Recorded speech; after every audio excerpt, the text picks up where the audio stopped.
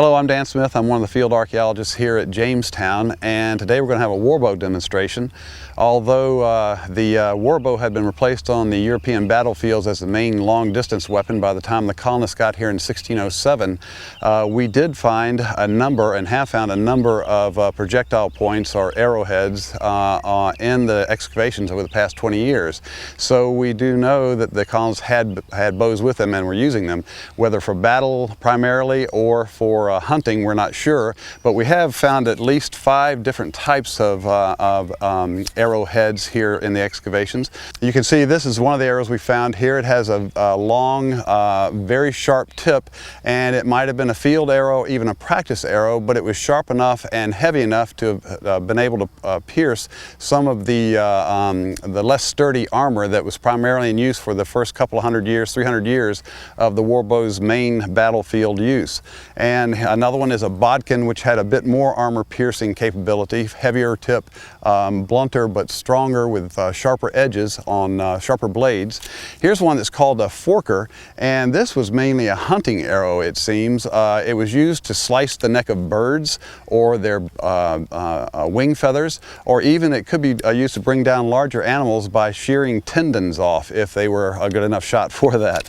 Here's another one that might be one that, according to our senior curator, Bly Straub, this one might have been a 9th to 11th century design. We don't know why it was here, although we know they were using some of the older weapons that were given to them by the crown. Here's another one that would be an ideal war arrowhead, because you can see once it enters the body, trying to pull it out is going to rip flesh and tendons and veins and arteries. So that would be a very effective weapon. This is the English warbow we'll be using today for the demonstration. We had it made for us based on the bows found on the 1545 wreck of the Mary Rose just off the coast of England. And we didn't have good representations of the medieval and later warbows until the Mary Rose, because they deteriorated or broke and were thrown away, whatever happened to them. So we had the folks in Worcestershire, England. Steve Stratton is our master bowyer, and he actually made this bow for us. He is the one who makes all the warbows.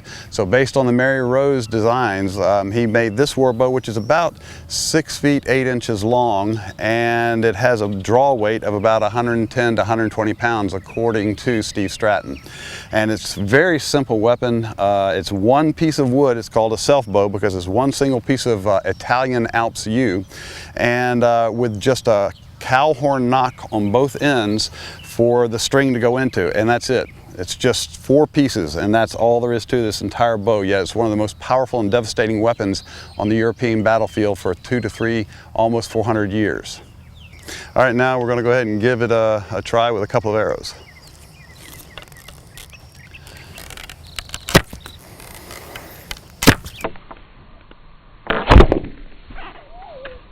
Okay, for this next shot, what we're going to try and do is hit a balloon filled with water.